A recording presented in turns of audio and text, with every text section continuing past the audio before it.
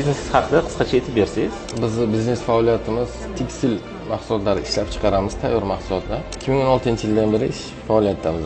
Sizga muhim bo'lgan insightlar nimalar bo'ldi? Hozir insightlarimiz juda ko'p.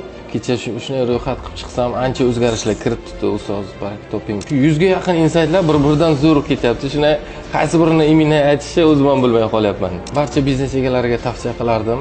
Kim xodimi bor odam kelib albatta o'qishi, albatta saviya olishini xohlardim.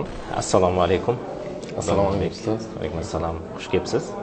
Mana siz bizning kursimizda o'qiyapsiz. Biz siz bilan qisqacha bir feedback olmoqchi edik.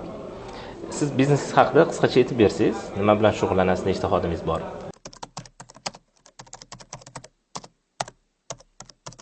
Bizni biznes faoliyatimiz tekstil mahsulotlari ishlab chiqaramiz, tayyor mahsulotlar. Xususan shu maxsus formalar, asosan mijozlarimiz, tashkilot va korxonalar.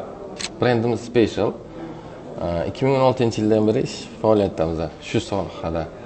Juda yaxshi.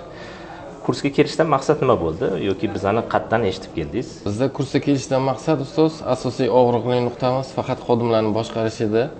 Bizda tekushka juda ko'p edi, ya'ni xodimlar kelib ketishi juda ko'p. Samarali xodimlarni ushlab turish biron narsa yo'q edi. Xabaringiz bor, bundan oldin ikkinchi mavsumda ham o'qiganman.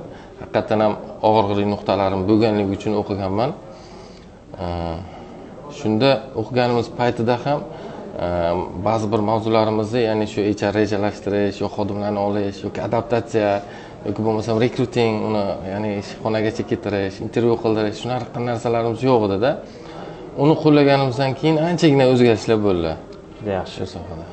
Nima aynan qanaqa o'zgarishlar qildingiz? Mana siz ikkinchi mavsumda onlayn o'qigandingiz, hozir kelib offlayn o'qiyapsiz. Ya'ni nima o'zgarishlar bo'ldi kompaniyangizda?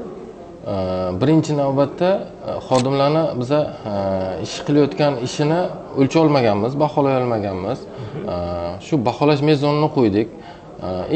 Xodimga bitta mahsulotni bersak, shu mahsulot bilan ertalabdan kechgacha turib shu qilayotgan ishimiz shu degan narsani berganda, bizda ma'lumot shunaqa bo'lgan, demak qiyin mahsulot ekan, chiqarish qiyin ekan deganmiz. Qo'limizda aniq matematika bo'lmagan-da. Shu ikkinchi darsda kelib HR rejalashtirish degan dars bor edi.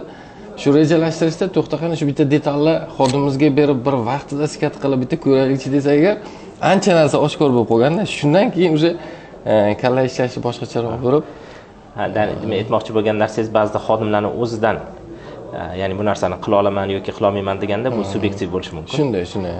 HR sifatida yoki rahbar sifatida siz uni aniq raqamlarga solsangiz, nima ishlarga qancha vaqt ketishi, qanaqa qila oladi, qila olmaydi, uni ko'rsangiz siz ko'p narsa ya'ni oydinlashadi. Shunaqa zo'r bo'lgan. Yaxshi. Ya'ni mana hozir kursimiz nihoyasiga yetib qoldi. Olgan eng sizga muhim bo'lgan insightlar nimalar bo'ldi?